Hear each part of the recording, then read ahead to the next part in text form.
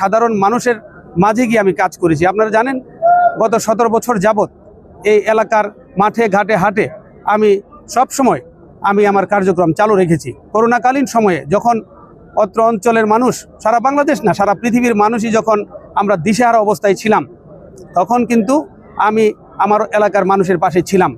আমি চেষ্টা করেছি আমার সাধ্যমতো সবার ঘরে ঘরে যাওয়ার জন্য, বিভিন্নভাবে উপহার সামগ্রী খাদ্য সামগ্রী পৌঁছে দেওয়ার জন্য।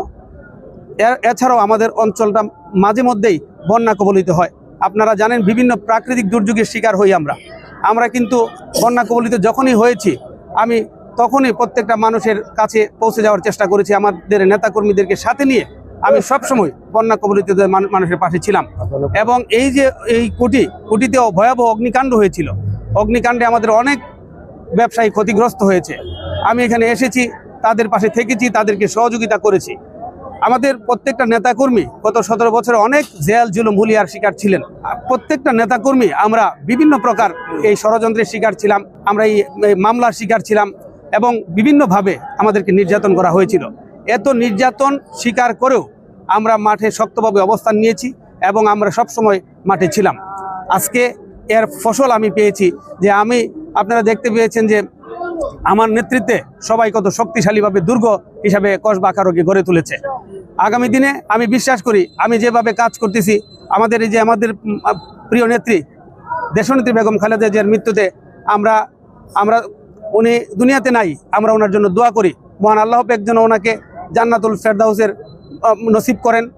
আমরা আগামী দিনে একটা আদর্শ এবং সুন্দর বাংলাদেশ গড়ার জন্য, বিশেষ করে আমি কসবা আখাউড়াকে গড়ে তোলার জন্য আমি আমার সর্বশক্তি আমার নেতাকর্মীদের নিয়ে ইনশাল্লাহ নিয়োগ করব।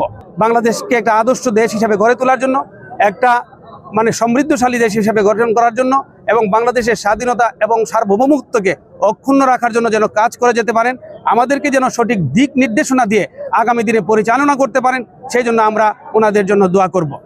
আসুন আমরা সবাই মিলে ওনাদের জন্য দোয়া করি এবং আগামী দিনের আমাদের যে প্রাণপ্রিয় নেতা, যিনি আগামী দিনের প্রধানমন্ত্রী হবেন, আমাদের প্রিয় নেতা 18 কোটি মানুষের নয়নের মণি জননেতা তারেক রহমান সাহেবকে আমরা সহযোগিতা করি এবং ওনাকে আগামী দিনে প্রধানমন্ত্রী হিসাবে আপনারা হয়তো দেখতে পেয়েছেন যে কত মানুষ ওনাদের পরিবারের জন্য কান্নাকাটি করতেছে।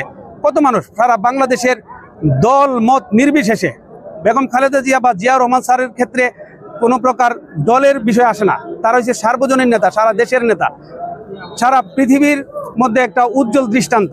তা আমি মনে করি আসুন সবাই মিলে আমরা ওনাদের পরিবারের জন্য দোয়া করি।